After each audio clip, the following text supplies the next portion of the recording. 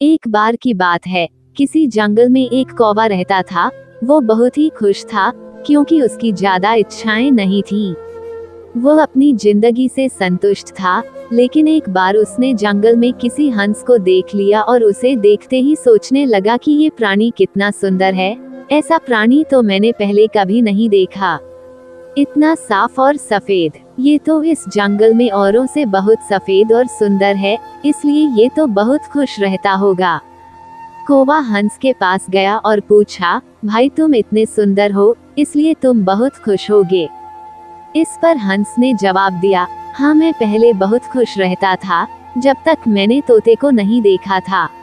उसे देखने के बाद से लगता है कि तोता धरती का सबसे सुंदर प्राणी है। हम दोनों के शरीर का तो एक ही रंग है, लेकिन तोते के शरीर पर दो दो रंग है। उसके गले में लाल रंग का घेरा और वो सूर्ख हरे रंग का था। सच में वो बेहद खूबसूरत था। अब कौवे ने सोचा कि हंस तो तोते को सबसे सुंदर बता रहा है, तो फिर उसे देखना होगा। कौवा तोते के पास गया और पूछा, भाई तुम दो दो रंग पाकर बड़े खुश होगे। इस पर तोते ने कहा, हाँ मैं तब तक खुश था जब तक मैंने मोर को नहीं देखा था। मेरे पास तो दो ही रंग हैं, लेकिन मोर के शरीर पर तो कई तरह के रंग हैं।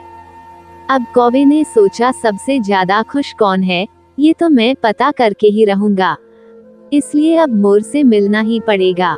कौवे ने मोर को जंगल में ढूंढा, लेकिन उसे पूरे जंगल में एक भी मोर नहीं मिला और मोर को ढूंढते ढूंढते वह चिड़ियाघर में पहुंच गया, तो देखा मोर को देखने बहुत से लोग आए हुए हैं और उसके आसपास अच्छी खासी भीड़ है।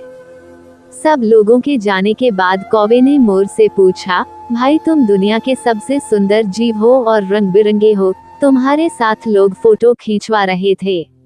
तुम्हें तो बहुत अच्छा लगता होगा और तुम तो दुनिया के सबसे खुश जीव होगे। इस पर मोर ने दुखी होते हुए कहा, भाई अगर सुंदर हूँ तो भी क्या फर्क पड़ता है। मुझे लोग इस चिड़ियाघर में कैद करके रखते हैं, लेकिन तुम्हें तो कोई चिड़ियाघर में कैद करके नहीं रखता और तुम जहाँ चाहो अपनी मर्जी से घूम फिर सकते हो। इसलिए दुनिया के सबसे संतुष्ट और खुश जीव तो तुम्हें होना चाहिए, क्योंकि तुम आजाद रहते हो। कौवा हैरान रह गया, क्योंकि उसके जीवन की अहमियत कोई दूसरा बता गया। दोस्तों, ऐसा ही हम लोग भी करते हैं। हम अपनी खुशियों और गुणों की तुलना दूसरों से करते हैं, ऐसे लोगों से जिनका रहन सहन का माहौल हमसे बिल्कुल अलग होता है।